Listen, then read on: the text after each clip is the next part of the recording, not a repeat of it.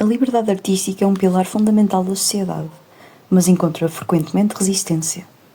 Ao longo da história, muitos artistas sofreram repressão por expressar ideias que desafiavam as normas políticas e sociais. Um exemplo claro é o caso de Ai Weiwei, um dos artistas mais conhecidos da China. As suas obras, que questionam o regime e expõem questões de direitos humanos, levaram à sua prisão e censura, demonstrando como a arte pode ser vista como uma ameaça ao poder político. As artes performativas também enfrentam desafios, como no caso da Marina Abramovic. Conhecida pelas suas performances extremas, Abramovic foi marginalizada em diversos momentos da sua carreira, enfrentando críticas e censura por desafiar os limites da arte e do corpo humano. Esses exemplos ilustram como a liberdade artística, embora essencial, continua um terreno de conflito e resistência. Então, a exposição aconteceu dentro de uma disciplina, que há aqui na ESAD, que se chama Práticas Artísticas Sociais, é uma disciplina opcional para os alunos de artes plásticas, e nesta disciplina nós trabalhamos este lado social da arte e tentamos que a disciplina tenha um lado participativo, de trabalho mais próximo da comunidade. É uma disciplina que tentamos trabalhar uma cidadania mais ativa, o espaço democrático que é a arte, ver a arte também pelo lado que pode trazer da equidade social. E dentro deste enquadramento, então, propomos a alguma instituição aqui nas Caldas da Rainha que os alunos façam uma residência artística lá. Nessa residência artística, aquilo que se pretende é que durante praticamente todo o semestre haja este diálogo que é criado com o espaço, que haja uma prática mais colaborativa entre os estudantes, e o lugar que foi escolhido foi o Museu do Hospital das Caldas, porque eles nos acolheram sempre bem, porque é um projeto que tínhamos desenvolvido aqui no âmbito da ESAD. E portanto, começámos nesse processo de conhecer aquele lugar, perceber que aquele lugar está ligado à fundação desta cidade, chama-se Caldas da Rainha, porque é parte do acervo deste museu dos banhos, onde a Rainha Leonor tomou o seu suposto banho que a curou. E nós sentimos também que é muito importante, pensando que a maior parte dos nossos estudantes são estudantes deslocados, que haja esta ligação mais próxima ao território e que nessa ligação mais próxima ao território eles conheçam esta gente também da história da própria cidade. E então os alunos começaram por ter o seu lugar, o seu ateliê no próprio museu. Já quando eles davam-nos o último andar, que é uma água furtada, era o nosso espaço de ateliê, por isso a exposição que vamos fazer depois da residência se chama também água furtada. A ideia era então que os alunos, a partir deste património material e imaterial do Museu do Hospital das Caldas, desenvolvessem os seus projetos artísticos. E no final da residência artística havia a exposição. E a exposição então foi espalhada por todo o museu. No dia da inauguração, uma performance junto ao átrio da Igreja da Nossa Senhora do Povo. E as obras, como eu disse, partiam todas deste diálogo que era criado com objetos ou com património também imaterial do Museu do Hospital e das Caldas. E as respostas dos alunos foram muito diversificadas e pode ser suspeito, porque sou professor, eu acho que a exposição no final tinha bastante qualidade, os alunos, os estudantes envolveram-se também bastante e o problema surge depois. Logo após a inauguração da exposição, uma das obras que estava no corredor, na parede externa do museu, foi vandalizada. Achámos estranho, mas como estava na parede exterior, digamos que poderia acontecer. E com alguma surpresa nossa, passado pouco tempo da exposição ter inaugurado, recebemos uma carta, ou recebeu a administração do Centro Hospitalar do Oeste, que é quem tutela este museu, o Museu do Hospital das Caldas, e recebe-se uma carta de queixa porque consideraram insultuoso a relação que era feita entre as obras de arte e o património das Caldas da Rainha, e apontaram depois, muito em concreto, por exemplo, uma escultura de metal, que era uma série de contentores onde circulava um líquido vermelho, que estava diante de uma descida de cruz, uma pintura de uma descida de cruz que estava no museu. Apontaram em concreto um vídeo que recolhia imagens de arquivo do Hospital Miguel Bombarda, em Lisboa, do Hospital Psiquiátrico, imagens de cariz científico, por dizer assim, porque estava diante também de alguma outra peça religiosa. E o que foi aqui complicado foi não entender que, a partir do momento que estes objetos estão dentro do museu, eles deixam de estar afetos a um culto. Portanto, é uma pintura que é uma descida da cruz, mas a pintura não está num contexto religioso e não há qualquer ofensa em haver uma escultura, por exemplo, que está diante de uma pintura que representa uma descida da cruz. E para nós fomos um pouco apanhados de surpresa, foi também censurada a performance que houve na noite da inauguração, porque era uma performance que era uma espécie de uma simulação do ritual dos orixás, mas que era uma peça que desconstruía exatamente o discurso colonialista e toda a suposta riqueza que Portugal conseguiu durante aquilo que ainda é chamado dos descobrimentos, mas que foi uma invasão, e questionava todo esse discurso e de como é que houve esse enriquecimento ilícito de Portugal durante esse período. E essa foi outra das obras também que foi censurada. E foi também a obra que foi vandalizada, tinha uma série de fotografias, eu já não tenho registro porque ela foi vandalizada, tinha uma série de fotografias de um corpo trans fotografado na Igreja do Pópulo. Ainda a igreja estava em obras. A Igreja do Pópulo esteve fechada durante alguns anos, nesse processo de reabilitação, e durante esse processo as fotografias foram feitas lá. Portanto, nem sequer a igreja estava afeta ao culto no momento em que essas fotografias foram feitas dentro da igreja. E essa foi outra das obras censuradas.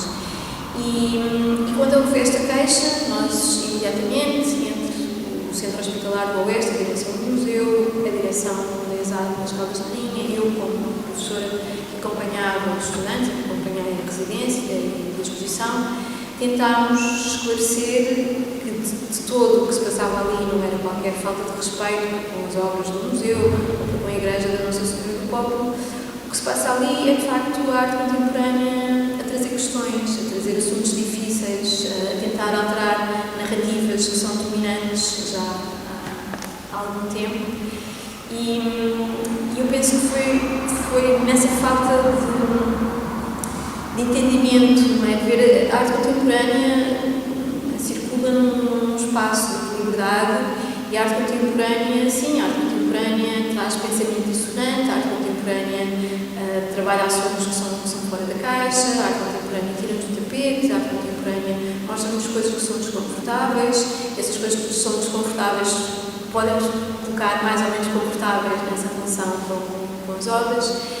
E nós tentámos, houve uma carta de resposta em que tentámos esclarecer exatamente tudo que orientou esta exposição e também a nossa relação com o museu. Para alunos que têm museologia, sabem que a definição do museu se alargou. O museu já não é só um local de preservação do património e de exposição do património, é também um local de inclusão, é um local de partilha de várias culturas, e era isso também que queríamos mostrar. E, infelizmente, depois também ainda não muito satisfeitos com essa carta de resposta, ainda houve uma petição feita online a pedir que não houvesse mais exposições de arte contemporânea no património das Caldas, e que o Caldas Late Night, que é um grande evento organizado pelos estudantes da ESAD há 27 anos e que tem uma escala nacional se calhar muito única, se calhar não temos mais cidades de Portugal em que temos grupos de jovens a organizar 3 dias só de exposições de arte contemporânea no território da cidade. Então, quando há esse pedido, essa petição online, ela não teve muito mais do que 100 assinaturas, mas também não satisfeitos, se calhar, com o resultado que essa petição teve, ainda houve depois uma queixa em Assembleia Municipal, feita na Câmara Municipal das Caldas da Rainha. Se calhar o que depois também é curioso é que passado exatamente um ano, quando eu tenho novamente um grupo de estudantes de práticas artísticas sociais a fazer uma residência artística, não no Museu do Hospital e das Caldas, mas nos Silos, estes estudantes, sabendo aquilo que tinha acontecido com os colegas do ano anterior, resolveram fazer o funeral da arte contemporânea. E foi assim um ato irónico, em que se fez uma procissão pelas Caldas da Rainha com a petição que pedia que o Caldas Late Night acabasse, que pedia que a exposição da arte contemporânea do património das Caldas acabasse. Essa petição foi impressa, foi construído um andor para essa petição. Nós fizemos um percurso à noite pelas Caldas com uma vigília, todos de vela, fizemos um percurso em que imensa multidão acabou por se juntar a nós, e o percurso juntou centenas de pessoas, e terminámos esse percurso no sítio onde estava a ser a exposição da turma seguinte, nos Silos, e queimou-se a petição do ano anterior. Fez-se uma contrapetição também no ano passado, a pedir exatamente que o Caldas Late Night voltasse a ter acesso a tudo o que é espaços patrimoniais das Caldas da Rainha, e a petição do ano passado teve 1000 e tal assinaturas, portanto dá para perceber que mesmo assim há mais pessoas interessadas em que haja exposições de arte contemporânea no património das Caldas do que pessoas que acham o contrário. E só para terminar, no ano passado fez-se esse funeral da arte contemporânea, fez-se mesmo uns cartõezinhos, tal e qual como estamos a meter, a dizer que com muita saudade nos despedimos da nossa querida arte contemporânea. E tudo isso depois foi exposto na nova exposição nos Silos, as cinzas da petição, o andor, as velas que usámos na petição e que distribuímos no mensário performativo, distribuímos esses cartões que tínhamos enterrado à arte contemporânea. Obviamente foi um ato ativista da turma que veio a seguir, ou um ato artivista, não é? Porque estamos a juntar arte e ativismo. Que eu acho que foi a melhor resposta que podemos dar a assuntos polémicos como este. Bom, eu sou a Greta, tenho 21 anos. Eu fiz um trabalho que consistia em 25 fotografias, uma série fotográfica, uma faixa, que é a bandeira do Brasil estilizada, também dentro desse contexto, e um arco e flecha. A seguir a isso eu também desenvolvi uma performance junto com um grupo de amigos imigrantes brasileiros também, que eu reuni nas casas que por acaso estavam relacionados com a faculdade também, com a ESAD. Esse trabalho nasce de um lugar de muita dor, que é a experiência imigrante no país que te colonizou. E apesar do meu recorte da minha branquitude nesse país, nunca é a mesma coisa quando eu abro a minha boca para falar, entendeu? Vai sempre existir, não sempre, espero que não sempre, mas ainda existe sim uma relação colonial e uma lógica colonial perpetuada, tanto na faculdade, na rua. Sei lá, se eu vou pedir um café e tô de decote, eu sei que quando eu abrir minha boca, vou olhar para o meu decote e falar, sim, brasileiro é puto, sabe? E esse trabalho nasce dessa minha vivência pessoal, experiência pessoal, de 6 anos de Portugal, na época acho que era 4 ou 5. E uma prenda, um presente com um amigo meu, o Nicolas Mota, que foi o meu modelo, que ele estava me contando que basicamente ele tem uma avó portuguesa e uma avó indígena. Enquanto a avó portuguesa dele, ele conhece tudo, ele já foi visitar onde ela viveu, onde ela morreu, onde ela nasceu, o hospital que ela ficou, o hospital que ela não sei o quê.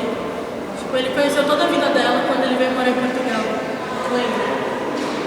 Enquanto a avó indígena dele, mesmo vivendo no Brasil grande parte da vida dele, ele nunca teve muito mais acesso, para além de saber que era avó dele, sobre as tradições indígenas dela, onde ela nasceu, o que aconteceu com ela.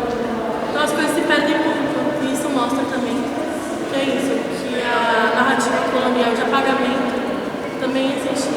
Quando a gente fala de colonialidade, várias coisas são introduzidas nesse assunto. E essa sessão fotográfica foi meio que um presente para ele, um retrato, não só para ele, mas usando ele de entrada, para discutir sobre elementos contemporâneos da cultura brasileira. Então, em algumas fotografias a gente fez Juliette, e ao mesmo tempo discutir sobre ancestralidade, e ancestralidade, miscigenação, e miscigenação também não é só a celebração da mistura das culturas, mas também preciso lembrar que a miscigenação foi posição colonial, é fruto do estupro. Então, nessas fotografias a gente traz a beleza da brasilidade, a brasilidade que é uma mistura de muita coisa, mas com um toque de revolução, de reviravolta, de subversão, para contar a nossa própria narrativa de uma história que foi apagada e que a gente está tentando resgatar e fala sobre ela hoje. E acho que sem esse recorte de migração, o meu trabalho em Portugal seria completamente do meu trabalho no Brasil, se eu tivesse continuado lá, sabe? Então a gente fotografou no parque, na mata, fotografamos dentro da igreja do Hospital Termal, mas tem uma censura omissa, mas que tinha a identidade, né, que foi para o museu, ou seja, as coisas estavam dentro do museu. As pessoas do museu tiraram e as coisas estavam expostas no túnel, as fotografias estavam expostas no túnel. Foi alguém que foi lá e arrancou. Mas tem um lado interessante nisso, porque eu senti que esse trabalho serviu quase como um estudo de campo sobre a sociedade portuguesa. Eu posso não conseguir, sei lá, destruir a xenofobia de Portugal, destruir a lógica colonial de imediato. Mas com o meu trabalho eu posso não só evidenciar a cultura latina que existe nesse país e está presente, queiram as pessoas ou não dá para conter a imigração, como eu também consigo perceber e evidenciar para quem acha que não existe, que racismo, xenofobia existe sim nesse país. Porque tem um corpo trans, não branco, exposto numa parede com elementos que remetem direto para uma cultura ancestral, indígena, africana, brasileira, no seu todo. Quando uma pessoa destrói essa imagem, está tentando destruir a ideia desse corpo, a ideia da existência desse corpo. Ou seja, arrancar essa imagem da parede é de alguma forma impedir que esse corpo continue vivo, né? Que esse corpo não seja mostrado, que esse corpo volte a ser apagado, silenciado. Que é como se fosse um lugar para essa pessoa estar. Só que eu falo desse corpo, desse um corpo, porque é o meu amigo que eu fotografei, mas quando eu fotografo ele já perde essa identidade individual. Para ele continua tendo esse significado. E para mim por lado também, porque eu sei que ele começou com a história dele também. Mas por outro lado é um corpo que representa outros corpos. Um corpo que fala por outros corpos de diversas formas, seja por pessoas trans, por pessoas imigrantes, por pessoas não brancas, por pessoas, sei lá, religiosas, dentro da espiritualidade afro-brasileira. E ver que isso foi destruído foi muito curioso, foi quase uma performance a partir do meu trabalho. Parece que foi quase planejado, sabe? Eu acho que isso foi o que faltava para mostrar, para mim até, a força do meu trabalho e como eu preciso continuar com isso, sabe? Se ele não fosse destruído, eu acho que é isso, ele teria esse lugar emocional para mim e simbólico, mas é quase como se ele ultrapassasse o simbolismo dele quando ele é destruído. Acho que ele alcança um lugar, quase que ele é eternizado ao mesmo tempo naquelas paredes, mesmo que em restos. Ainda assim ele está ali. Liberdade artística é o pulsar incontido de uma alma criativa que rasga as amarras do óbvio para alcançar o inaudito. É a matéria em que são feitos os sonhos indóceis, os versos que desobedecem métricas, as cores que transbordam as molduras. É a recusa do caber, do dobrar-se, de servir a propósitos que não sejam os do espírito. E nela há uma coragem, digamos, intrínseca, que é o enfrentamento do silêncio, da indiferença e do medo. É o gesto de agarrar o caos e moldá-lo em denúncia. É a capacidade de nos erguermos contra os limites impostos, de refazer o real segundo outras geometrias, de cantar o indizível e pintar o invisível. Mas a violência simbólica está sempre à espreita. É a manipulação que define quem merece ser ouvido e quem deve ser ignorado. Ela habita nas instituições que catalogam, nos mercados que domesticam a criação em mercadoria, nos aplausos que só ecoam quando a obra se submete. É o gesto que transforma corpos em objetos, culturas em exóticas vitrines e histórias em estereótipos. Para existir plenamente, a arte deve evitar a fricção e nunca a apatia. Porque, lá está, a liberdade artística é o direito de errar, de criar algo que incomoda, de tocar no intocável. É o entender que a criação não pode ser apenas um espelho polido para as conveniências, mas um estilhaço capaz de ferir e transformar. Então, resistir à violência simbólica exige nomeá-la, desafiá-la, rasgar as suas máscaras, para que a criação, no seu grito, possa ser plena, insurgente e indomável.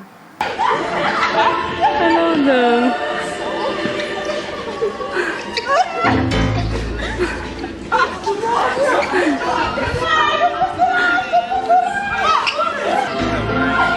Jezu, nie...